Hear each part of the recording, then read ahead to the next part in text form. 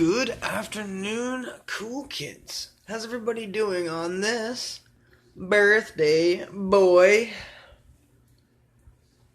afternoon, Saturday, here in New Hampshire? It's raining, it's pouring, Rob's an old man, he's not snoring. Getting ready to go to Applebee's. We were going to go to our Jurassic Park movie first. However, sold out. So we bought tickets and we're going to be going for 2:30 over here on the East Coast. So we're going to go Applebee's first with the family, friends, and we're going to go like that. We're going to get a drink in our system and go boom, chicka, boom, chicka, boom, chicka, boom. We're going to have so much fun. It's going to be a great, wonderful, fantastic time. Turning 3, 2, bop, scop. So happy about that. Anyways, I want to stay on track with the cycles. Anxiety, depression, things like that. It does runs in cycles, almost like a roller coaster. Years downs, ups, middle, downs, ups, middle. It might vary a little bit, might change around, might not feel, look, or act the same as it did the last time, but it really is a cycle, a circle, a system, a thing. It's a way that your mind works to cope with things. And it ends up turning into a circle.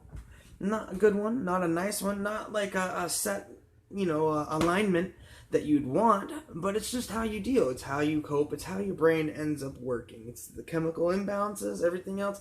It's just the way it ends up working, especially with people that have problems with stress, anxiety, depression, things like that.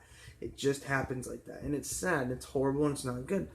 And the one thing about that is you'll have an invitation or an opportunity or something that would break you out. It would break you out of that cycle. It's something that you would, first off, you'd be breaking the cycle just going to do it. And then once you're done and while you're doing it, you're going to enjoy yourself while you're doing it. Or even if you're not enjoying yourself while you're doing it, you're going to be putting your mind to it, working at it, trying, using problem-solving skills, using physical, being physical. Believe it or not, I know there's all different types of level of physical labor, physical, moving, like from an actual moving standpoint, not the mental, not mentally, not working out mentally, but physically. Regardless of how much you're using, like what level you're at, a 2 or a 10. After you're done and while you're doing that, you are actually releasing chemicals, things like that, in your brain that helps release those feelings of euphoria and happiness and being content and that working and then going towards a goal, especially with groups of people. Because that also meshes and builds the trust and the bonds and things like that. It builds an interconnection. It builds yourself more of a team, And it does interwoven, makes you guys more interwoven and more like not dependent on each other. Not relying on each other. But able to rely on each other. Able to go to that person or they come to you.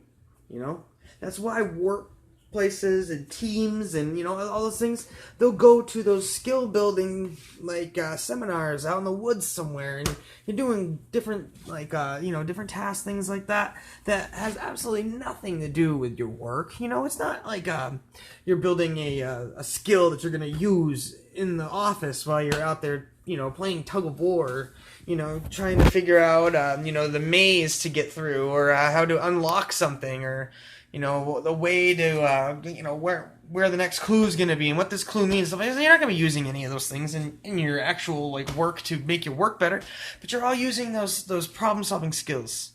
Get your brain working, getting yourself going, get that critical thinking working.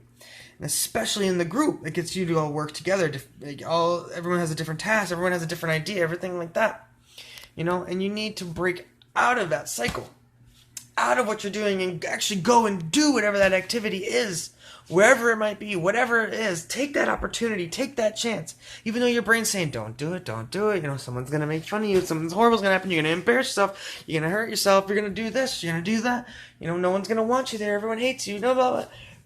If that is your anxiety, your depression, your stress level, just stay where you are. Stay in your comfort zone. Comfort zones are there for a reason. Yes, we need a quiet space. We need a comfort zone. We need a place to go to relax. to get ourselves back to our zone, to zone back in, to be able to center ourselves, everything. We need that. But you also need to flex that muscle. Open those blinders. Go do whatever that is, because once you're done doing it, and while you're doing it, you're going to feel so much better. You're going to break that cycle. You're going to change everything that you've been doing. You're going to change yourself out of that whole problem that you'd had before. You really will. And it's going to be something that makes you believe in yourself. And I already believe in you, because I know you're making the right choices, doing the right things at the right times, and you're not going to lie about it. You're going to tell everyone the truth, so you're not getting those answers, getting the answers that you want. Do what you should. Be the best possible you. Make the choices that you know you should be making. Thank you so very much for your time. Keep putting out those positive vibes. Especially within your little group there, the little group of trust. It's going to give you a positive life. Thank you so much for being with me here today. You have yourselves a wonderful day.